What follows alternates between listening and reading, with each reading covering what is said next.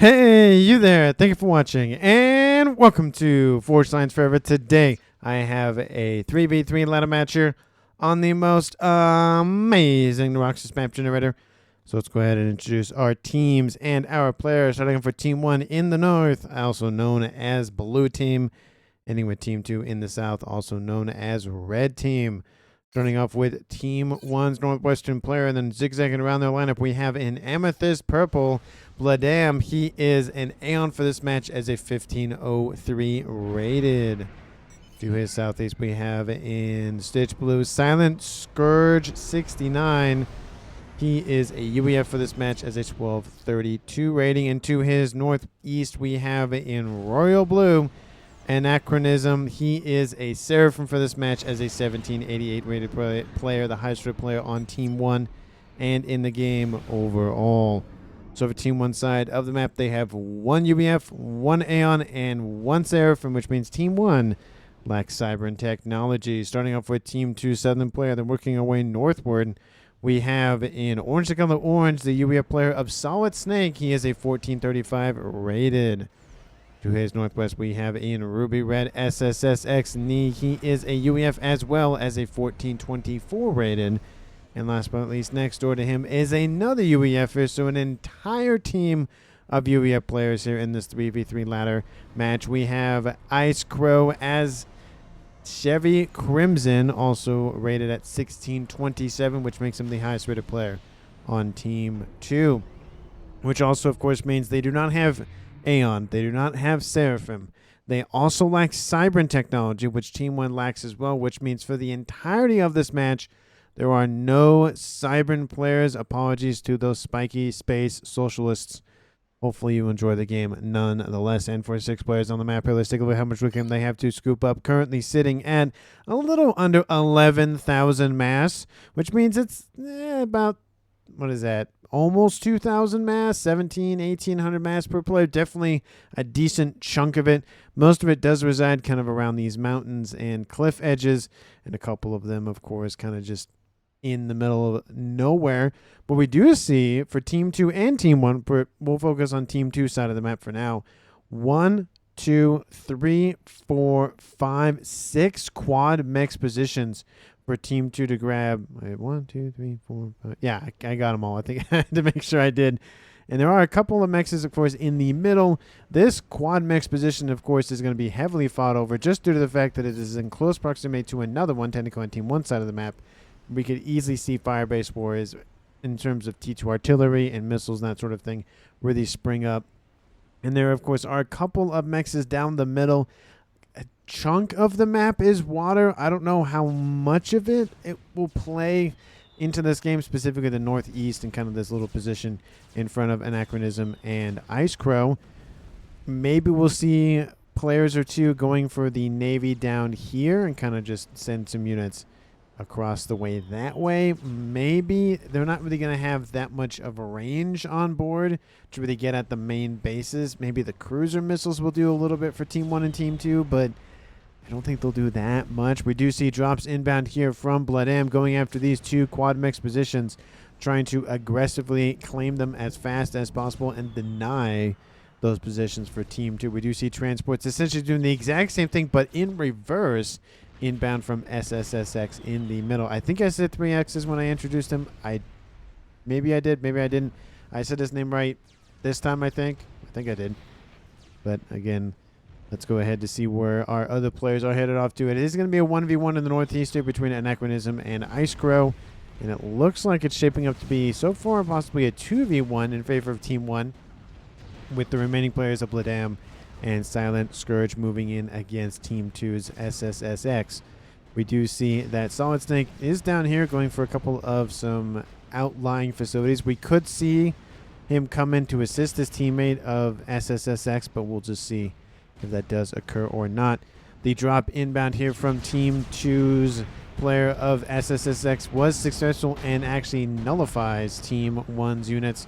We do see that it's going to be a little bit of a role reversal here, where Team 2 is on the north side and Team 1 is on the south side, when in actuality it's Team 1 on the north side and Team 2 on the south side. And I would not be surprised to see those bases even flip again, considering, of course, one team was on one side, one team was on the other side sort of thing. We do see possible come action here at 6.5 minutes. SSSX getting close to Team 1's Bladam. We do see those units for Bladam actually shifting eastward, going after these engineers that just finished a Team 1 PD, which means all of these strikers are in for a bruise, and there's also more units inbound from Team 1's, actually not even those aren't even units from Bladam. Those are units actually, from Silent Scourge. They just look like they were from Bladam over there because they came essentially from right behind him.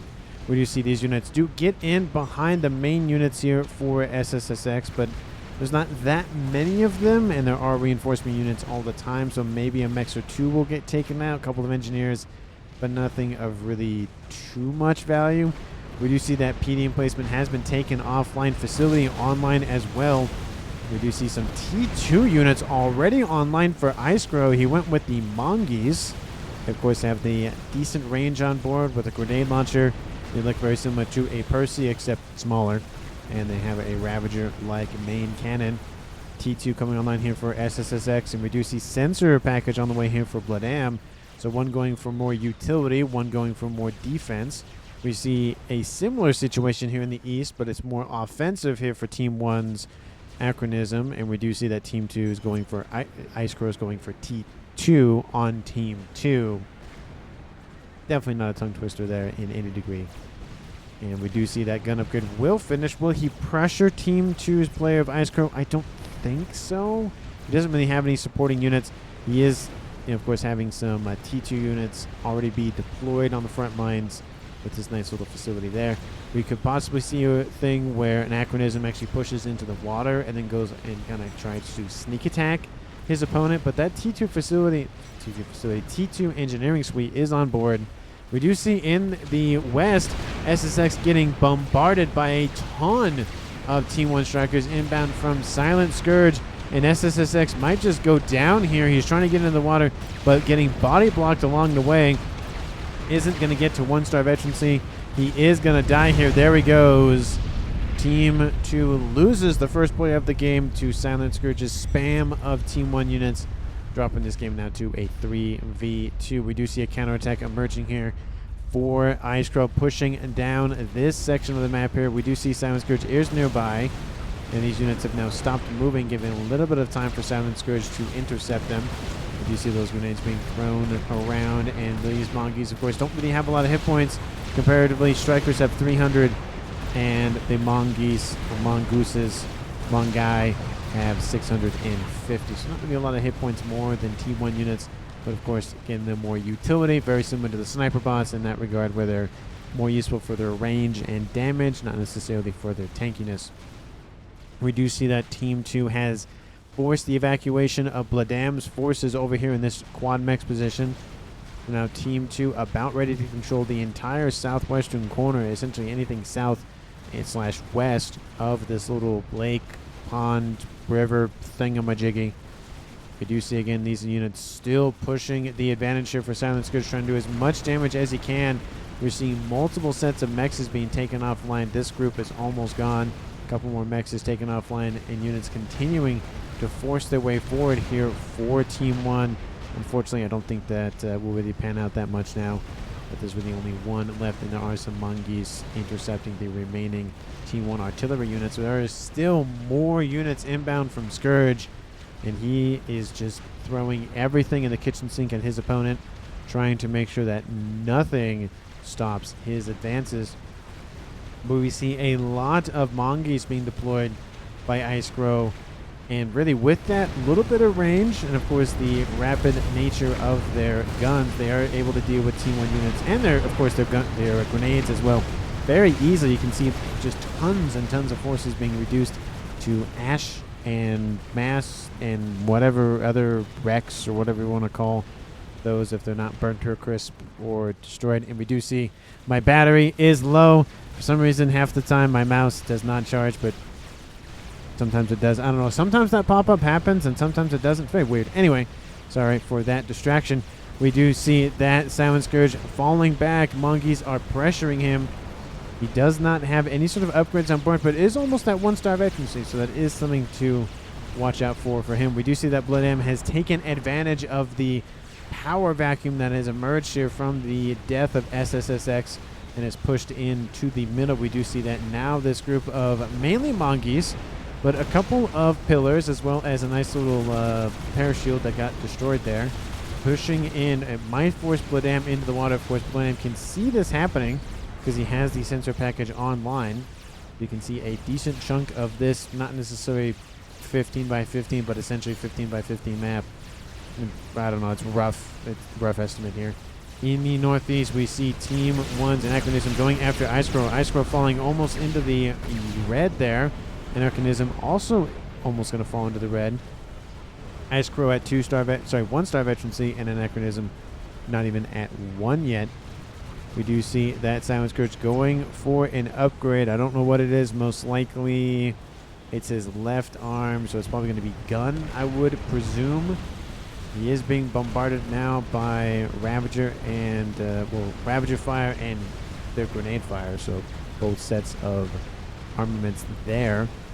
We do see in the southwest still Blood M trying to hold on to some sort of power down here. He has a couple of facilities, T2 transport for more incoming forces or engineers or whatever the case may be. A lot of fervor trying to go after these units kind of sitting on the edges of these plateaus, but they aren't going to get a lot of damage done with those. They are going to be limited by their range, of course.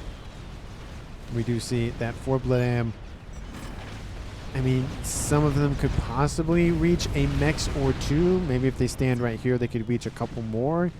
But I don't think it'll be as much damage as he's hoping for. And of course, Team 2 does have facilities nearby to replenish dead units and structures. We do see, of course, lots and lots and lots. And when I say lots, lots of Mongoose being deployed. It is the Scourge of the Mongoose. Or the Mongoose Scourge, or the Mongoose's Scourge, or whatever English way to phrase that. I know there was a conversations, I think it was like last week or so, in one of my videos about the proper way to pronounce it, and I think it's Mongoose's, from what I remember, is the correct way to pronounce it, but I am probably not going to say that, not because I want to be stubborn, but because I just grew up saying Mongoose for the longest time. It's just kind of second nature. We do see in the northeast, Nano Repair has been started for Anachronism, going to replenish those lost hit points. He's already back up to the high yellows, so that will get him back into 100% territory very shortly. We do see Crow going for some shields to deploy in some nice, of course, environments. There is a bomber around here just causing some havoc here for him. Going after the TMD, it looks like he took out one of those buzz kills. Maybe that was a triad. Maybe that was a triad. Triad or buzzkill, one of the two. We do see some ASFs are now inbound for Solid Snake, dealing with the rest of that fighter bomber nonsense. We do see still the spam is heavy here for Silent Scourge. He has T2. He was going for engineering suite on board. I thought his... Oh, no, that's right. The right arm is the gun. I always, for some reason, I always confuse the two, because when you look at the commander, I always think of the left gun is his right gun and his right gun is his left gun. But it's, of course, when you have to look at it this way and a third-person view it, that is, yeah, it's definitely the engineering suite on board. Titans online here for Ice Crow. Again, he's going for the rapid deployment units, the fast Mongoose, the fast Titans. We could see maybe some of those T3 spearheads online to pump out missiles, because of course he's being bombarded by his opponent of Anachronism. Look at all of these Titans, and the Mongoose just rip apart all of this units, all of these units here from Team 1. They are just going the way of the dodo here. We also see some Stingers online as well coming in from Team 2. Solid Snake not going for the snipe, just dealing with the AA. We do see a nice little broadsword as well. And a lot of T1 spam is going to emerge here for Scourge to deal with that gunship. We do see that, again, a lot of those Titans have been wiped out. but a lot more of those T1, T2 units have also been wiped out. We do see more reinforcements inbound from Ice Crow. We do see, of course, more monkeys building up over here. He's taken essentially the role of the land player, the main land player, for the entirety of the main land mass. We do see a little bit of land still emerging here for Solid Snake, but he's mainly focused on his air facilities, as he probably should because he is the air player. Team 1, of course, does also have T3 air technology and expanding their air grid. That'd be Vladam. T2 air also online here. Of course, we knew that from Anachronism pumping out some Not the Fighter bombers earlier. But you see these wall sections being very annoying, linking up with the commander having to go all the way around. Lots of damage being done by nearby PD. And, of course, it's taking a long time to going single fire, so even longer to really regroup with the main force.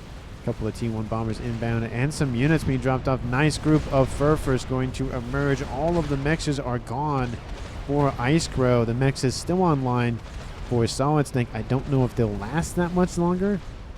We do see that Illuminar T2 transport possibly going to move in and go after them. There is one T1 PD. There was another one. Looks like it was killed off. And the rest of those artillery have been dropped off and have now dealt with this facility. There's still an air facility online, but there's a lot of T1 units. That facility is probably not going to last that much longer.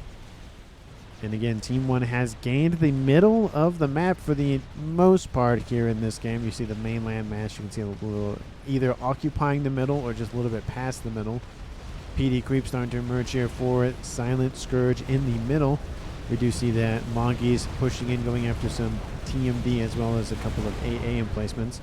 Those monkeys ripping those up quite nicely for Team 2's Ice Crow. We do see that, again, more forces being deployed and then being sent away from this facility for Ice Crow. You would think you would try to push in against Anachronism, but deciding against it, decides to, again, continue to just kind of monitor this area of the map. You can see he's not really under direct control of this area. Same thing with Solid Snake. So if there was an attack from Team 1, they would take right down the middle here, and that'd be a great way to take out a lot of mexes along the way. We do see Percy stacking up as well, kind of just split and just kind of scattered a little bit. Titans over here as well. So Team 2's Ice Crow has units not necessarily everywhere, but almost everywhere. So just in case a unit gets by, just in case something happens, he has some forces nearby to respond. I love that. Of course, it doesn't make it that great for, you know, consolidating all of your forces for one attack, but trying to respond is definitely beneficial. We do see some Titans starting to engage against some monkeys. Monkeys do get caught up to Titans trying to blitz them down, but you can see those Titans have a lot of HP, both in the shield and in the actual hit point department. The Mongoose only has 650 hit points. A lot of these are actually vetted up to 1. But the shield on board the Titan is more hit points than the Mongoose has actual hit points. I think I said that right. Yeah. Large group of T2 forces, and we do see a couple of T3s, couple being essentially, I'd say, at least a third of this force. Lots of monkeys. Of course, would like to see a little bit more AA coverage and shield coverage in this mix. But for the most part, it's definitely just designed to just blitz down enemy forces, not really the land forces, not necessarily air forces. Speaking of air forces, Team 2 sitting at, let's see, how many ASFs do you have, Solid Snake? 26. And Team 1's Vladam has how many? 9. So Team 2 has air control. Not air control, but I mean, they're pretty much about to at this point. Essentially, for me, I usually qualify it between like 25 to 50. More is air control, and then 50 to 100 is about air dominance, and then 100 to 150 or so is supremacy, and then anything beyond that is just supremacy. I think that's all of my different variants for air control, dominance, that sort of thing. Anyway, Anachronism falling back here. Ice Crow being bombarded by Ilshi, the best T2 unit in the game. Ice Crow getting lots of veterancy here. We do see some Percys moving into respawn, as well as still some Mongoose remain. This facility is not going to feel good after this, but there'll be decent veterancy for units and comms, and of course, reclaim to boot. You see a couple of T3 Authams in the mix as well. They're not going to stand to the might of the Percy, though. Just how much damage they do is devastating, specifically for those higher HP units, being the T3 units, being the T4 units, being the Obsidian and that sort of thing. Just those units that just have tons and tons of HP. Shield online, trying to protect the last of those forces. Shield gets eviscerated. T2PD trying to be creeped. Team 2's Ice Crow being creeped on by PD. There we go. I was like, I know there's a way for me to phrase that. I just can't figure it out. And those Percys just don't care. 2 shots deal with one of those PD emplacements.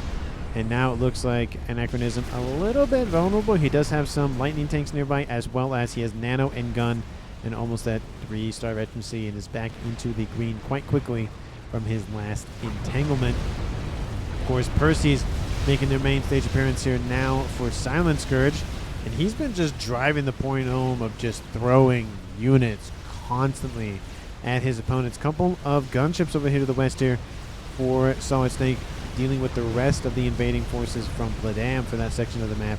A couple of Riptides moving in, trying to just, again, push into some sort of territory that Team 1 has not been experiencing any incursions yet. There is an Omni that'd be a great grab here. I don't know if Team 2 knows it's there. They don't know it's there, so they might have gone for that. I don't know. There are PD trying to be built. That one was not built, unfortunately. Definitely unfortunate here for Team 1. There are more PD being built all the time, of course. Missiles outbound going after... Are those missiles or that artillery? That looks like artillery more than anything else. Yes, they are. They are demolishers. They are slowly being caught up to by those forces from Ice Crow. And again, he's really dealing with multiple attacks. He's trying to micro the entire land battle. We do see, of course, Solid Snake coming in to assist with a decent amount of PD, some TMD, lots of air staging facilities to refuel and repair his air forces, specifically those gunships, but at least his ASFs as well. We do see Anachronism shield sitting underneath shield coverage, pushing in to Ice Crow's position. Ice Crow has fallen back in the face of this push. He does have gun and T2, but I don't think he's as confident as his opponent of Anachronism, who has 4-star veterancy, gun, and nano on board. That commander almost up to 5 as well. We do see that, of course, his attention is split. He has a lot of forces moving in on this western edge. We do see that Silent Scourge is now retreating with the slowly encroaching T2 PD and artillery here. T2 artillery and T3 PD from Ice Crow as well. And we do see in the west that attack does peter out, but they did take out a couple of mexes before they were dealt with by Bladam and his nearby forces. Of course, that radar system is still online, but at a minimum, at least, some damage was done, which is always better than nothing. Shield coming online here for Team 2's Ice Crow in the east. And it's going up decently quickly here. Has some PD being built to protect not only himself, but this avenue of attack.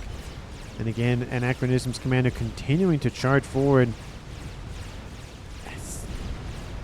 It's a little dangerous, specifically because we have seen gunships roaming the map here for Solid Snake. He does have some AA to counter that, but if that AA goes down and disappears like the dodo, I don't know if he's going to feel well after this. We do see that he, again, is bringing more reinforcements all the time. No experimentals that I have noticed being built. It would be him that'd probably build the first one. If there were Cyberns, there would already be a monkey at this point, but there are no Cyberns in this map. Or match, I should say, not map. And it's all Fat Boys for Team 2. So I don't expect any sort of direct fire anything besides... I mean, they have satellites, which is kind of direct fire, but kind of not. Fat Boys, artillery, Atlantis, which I guess are direct fire, but... I mean, you're not going to use Atlantis on this map. There's not enough water to really warrant it. Artillery still inbound. I keep thinking they look like artillery, but they're not. Shield is online for Ice Crow. Looks like he is going to engage. Anachronism going to fall back. Is in range of not only T2, but also T3 PD. Another spin up of Ravager. One misses. The other one does not. We do see that he falls into the yellow once again, but he's now at 5-star veterancy, and now we see, again, kind of just jostling back and forth. There are some sniper bots online for him. So it's giving him a little bit more room to work, but also not, because those sniper bots push in and then get eviscerated by those Ravagers. So he has to be careful how far in with what he pushes in with. We do see more and more Percies emerging. The tactical Billy Nuke is outbound from Solid Snake. The UEF madness has started to occur. Kills off only 3 Percies, but hey, 3 Percies is definitely better than nothing. And he's going to keep sending them out as much as he can. He's being very much a not useful player. What's the word? He's being very what's the word I'm looking for? He's being the air player, but on the land side of things, he's being useful for those kind of utilitarian, not utilitarian, but the like utility. Like he has a Billy Nuke, very nice. He has T3 PD being built. Also, Ice Crow is as well. He's being very much like, he's not focusing on land, but he's helping out enough to be very useful. I don't know how else to phrase that. I did not mean that in a bad way. If it came out, I apologize. But I think everybody knows what I mean by that. Of course, the ASFs are starting to stack here for Team 2 Solid Snake. Team 1's Bladam not really producing as many ASFs, or aren't keeping them online, or both. He's sitting at only 9 remaining, by Solid Snake's probably at 50 at this point. He's at 45 almost with 3 gunships. Team 1 has not lost a player. Team 2 has lost the only player in the game so far, that is being SSSX, another UEF. And the map control is favoring Team 1. We see, again, a kind of a steady retreat happening on the eastern side. Team 2 is kind of retreating a little bit, but it's more of just kind of this jostling back and forth. And the west side has kind of just been, again, another just back and forth. Let me know down in the comments who you think is going to currently win this game. Of course, if you haven't done so already, please like the video and subscribe to the channel. Thank you so very much for watching. I really do appreciate it. We do have a little bit of an air fight going down in the middle. Of course, the gunships were the main target. The ASFs from Solid Snake ripped them apart very quickly and keep most of the gunships, if not all of them. I think there were 3 at the time, and 3 do remain. We do see some Cougars nearby. 1 gunship almost killed off there.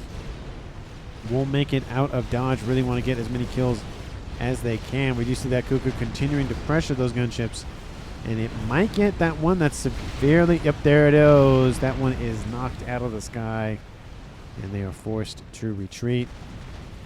We see a lot of air scouts running around the map here for Anachronism, trying to make sure he keeps that intelligence flowing as much as possible. Counter artillery online for Ice Crow. He has a decent amount of T2 clink hammers, as well as some Percies. Would love to see some parashields in this, but he's going full tank / just single fire damage. Of course, he has overcharge on board his commander as well, because every commander does. The shield, 19,000 hit points, 3-star veterancy, 18,000 hit points, 37,000 hit points on board that commander.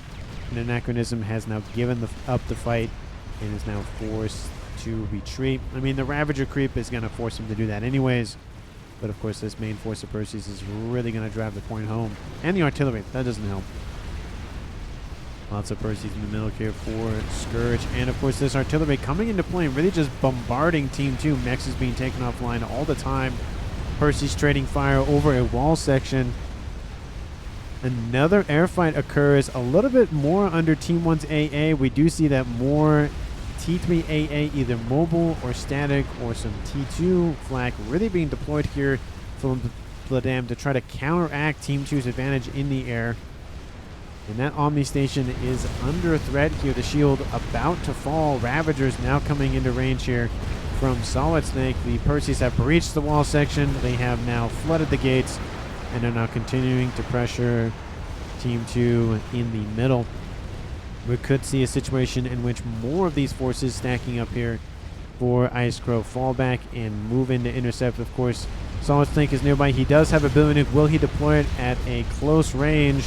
It is loaded. He could fire it, and he could probably put it right about there. The mass is there for reclaim, but the structures are gone from Team 2. That'd be a perfect time to use it, because those forces are inbound and are seeking that commander. Gunships inbound to try to help deal with this incoming threat of Percy's. He does have a T3 engineering speed on board, so he has 19,000 hit points to his name, almost 20,000 at almost 4-star veterancy. Actually, as at 3-star veterancy, excuse me, because he's essentially at that mark. Another Omni online. It's going to fall. Percy's will rip down the shield very, very quickly here. Team 2 not able to keep some sort of cohesive line on the, cohesive front line on the front line, because they're being constantly bombarded either by, of course, artillery or just shoving units forward here from the Scourge. His tactics have not changed. Build a bunch of units and send it. And then build a bunch of units and then send them again. We do see Ice Crow. Oh, whoa. Lots of text here. It's already starting to turn, I think. Will they hold bottom left with mixes? Ice crashed. Oh, that's unfortunate. Oh, that, and everyone's like, that is very sad. Yeah, that I do appreciate the fact that the other players in the game, the ones on, Team 1 in this case, are actually disappointed. Not disappointed in him, but just disappointed that he crashed. It's now a 3v1 in favor of Team 1. We do see that Ice Crow had tons of momentum building here for him, but all that necessarily is going to come crashing down, but it's going to be severely depleted just because the commander is not there anymore. Team 2 has had air control for a while, and they're trying to use it to their best, but of course Team 1 is trying to counteract that as much as possible with either mobile or stationary AA. We do see the Perseus now going after SMDs, mexes. Team 2 is losing quite a chunk of mass. Team 1, 1,000 mass per second. Team 2 at 750 and dropping quite quickly. We do see gunships trying to be hastily built to deal with that incoming threat. We did see that there was a Fat Boy building shortly, is what I heard. Oh, yeah, over here. We do see that Ice Crow started the construction of a Fatty, and it just needs to be restarted because it's already half done. We do see, of course, some flak. The gunships now directing their attacks against that. One gunship remains. More of them are coming in all the time. Percy's trying to be thrown together. PD trying to be built as fast as possible. This is not looking good here for Team 2. You can see just the knife that cuts straight through Team 2 and essentially isolating the west and the east. In the rear here, Team 1, are you building anything spicy? Fat Boy starting here pretty shortly. Bladam just sitting there going for an engineering suite upgrade, upgrading his and expanding his air grid. I think that's really it. Team 1 has not suffered a casualty yet, but Team 2 does have all of its mass under one player, that being Solid Snake here. He's producing 600 mass per second. Of course, Team 1 collectively is producing more, which, of course, the power is not going to help with that. The max count's not going to help with that with these Percy's still alive. That's another T3 Pigeon going down. Really, really hurting. We have engineers building in front of these Percy's like, hey, we're going to stand here and just build PD. Stop us. Lots of groups of engineers doing that exact thing, trying to build as many PD as possible. Some of those PD are built, and some of them are wiped off the face of this system, planet, surface, moon, whatever this thing is, in terms of like where they're having this battle. Another group of Percy's charging forward. The might of the UEF is shown in this game against the UEF in this case. Lots and lots of Percy's running around. Scourge doing a very good job of using those units to his great avail. We do see that most of these units now from the northwest have been dealt with, and the ones in the west still holding position. T2 Mex is going down. That's another set of mass that, I mean, Solid Snake is just losing. He's almost at half the income of the entirety of Team 1. And you can just see one player disappearing could make the difference between make it or break it. And in this case, it's looking like Team 2 is going to break. But, Solid Snake is not going to give up until he has nothing left. In the north, Percy's continuing to pressure some restorers online. Now, not as good as air to ground in terms of the broadsword or the whaler. The whaler doesn't exist in this game because there are no Percy's. Sorry, there are Percy's. There are no Cyberns. There are Percy's on screen. Air fight does occur. Once again, Team 1 gets a great engagement here. Ooh, that's a lot of dead ASFs here from Team 2. Looks like Team 2 might still hold control, but that was a great engagement, killing off a chunk of them for free, air quotes. Of course, the combo anachronism still retreating here. Silent Scourge builds a Fat Boy, the first Fat Boy of the game. Maybe this one was built by Solid Snake first, but still almost simultaneously here in this game. Team 2 and Team 1 have one experimental. We do see in the southwest, Bladam now going after this group of mexes. Once again, these things have been fought over the entire game between specifically Bladam, but of course we had Ice Crow come in and Solid Snake come in. So they've been really fighting over those group of mexes. But look at this. 1, 2, 3 quad mex positions are dead. plus a lot of the intermediary mexes, the ones in between them all. And another group of mexes are under threat here. This one's about to go down. This one's about to go down. Ravagers trying to be built to protect the rest of them. And I think the Ravagers will have it at this point, but I wouldn't be surprised to see maybe one mech come offline at least, if not two. That PD gets sniped out of its little housing there. None of those wall sections were affected, only the PD. In the north, the attack still rages on. Anachronism now underneath some air-to-ground bombardment. Lots of flak underneath these gunships. Anachronism going to hide underneath it, going to save him for a little bit. Most of the gunships have now been dealt with here. And there is a chicken online here for him. That is going to be very useful for keeping away those dreaded Perseus from Team 2. And I think it might come down to the fact that Solid Snake just does not have the APM to keep this up for long. We do see a lot of these Riptides running around, going after the TMD, a couple of the PD emplacements. They took out one of their Omnis. Great grab there, kind of blinding Team 1. Of course, there is another one in the middle, but again, taking out radars better than nothing in this case. We do see that in the northeast, still spam facilities are underway. Fatboy under threat, trying to run as fast as possible, or in this case, trundle as fast as possible. Artillery not really going to help out at close range, unfortunately, and that additional shielding is now offline. Emitters are going down, and I think that Fatboy has seen, or will soon see, the end of its life. Those Riptide's doing very well. It's still just annoying Vladam as much as possible. And I don't think they're going to get that much more done, though. There are just constant lines of Perseus emerging here for Silent Scourge, just driving the point home that these things are very, very powerful. Fatboy now being fired upon underneath his own shielding. We do see those Perseus still catching up, though, or at least the rest of them. Fatboy has done a decent amount of damage, 15,000 mass killed, but unfortunately one more shot, and there he goes, dead. And that is the only experimental online for Team 2 at the moment. I don't see any satellites. I don't see any sort of game enders. I mean, with 400 mass, especially with the way the game is going, I highly doubt Solid Snake will go for any sort of thing like that. Probably just going to focus on T3 units and call it a day. Another experimental built by Silent Scourge. It is another Fatboy and building another one.